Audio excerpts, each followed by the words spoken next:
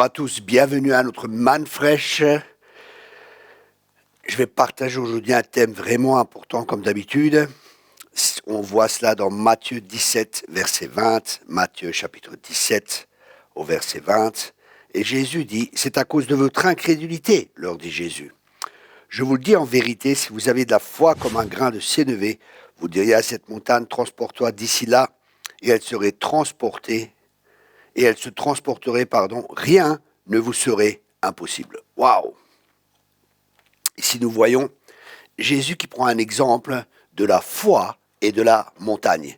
Bien sûr, dans cette parabole, il n'est pas question de montagne, d'une montagne physique, mais les montagnes peuvent être nos problèmes, nos difficultés dans la Bible. Il y a différentes interprétations pour les montagnes, la montagne naturelle, la montagne qui est un problème, ou la montagne du Seigneur. Mais dans ce contexte, Jésus parle d'une montagne, et il dit, c'est une montagne naturelle, et c'est intéressant parce que quand on voit la proportion de la foi, il dit un grain de sénévé. Et c'est le plus petit grain qui existe, donc il parle d'un peu de foi. Et des fois, les gens ils pensent qu'il doit avoir une foi comme une montagne pour déplacer le grain de sénévé. Mais on n'a pas besoin de foi comme une montagne, on a besoin d'une foi comme un grain de sénévé pour déplacer la montagne. Le problème avec la montagne, c'est que la montagne, elle nous coupe notre perspective, on ne voit pas notre futur, on ne voit pas notre avenir, parce que la montagne, c'est quelque chose de grand, c'est quelque chose qui est devant nous. Et plus on fixe notre regard sur cette montagne, plus cette montagne grandira. Et bien souvent, les gens parlent de leurs problèmes, et ça ne va rien changer. Parce que la montagne, c'est quelque chose qui n'est pas vivant.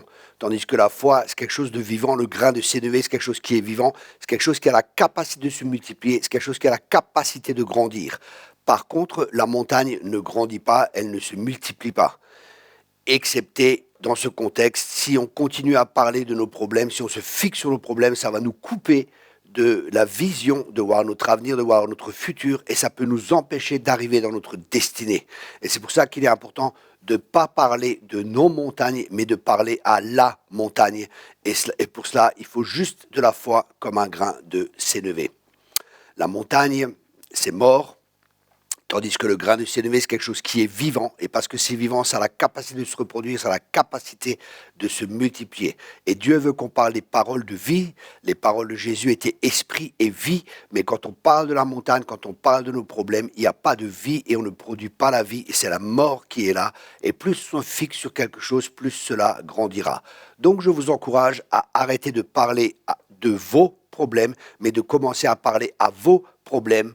Et pour cela, il vous faut juste de la foi comme un grain de sénévé. Cette foi vient de Dieu, c'est une foi surnaturelle, c'est une foi qui est vivante, et les choses mortes se déplaceront par la vie, parce que la vie est proclamée, la vie est libérée, et ça produit la vie. Voilà, j'espère que cette vidéo vous a vraiment béni. Je vous encourage à mettre en pratique, pas juste à écouter.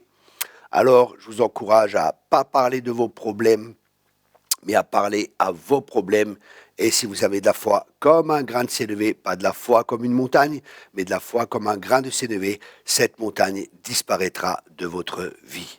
Soyez tous abondamment bénis. On se voit la semaine prochaine pour la prochaine manne fraîche. Merci de partager sur les réseaux sociaux pour bénir le plus grand nombre. Merci.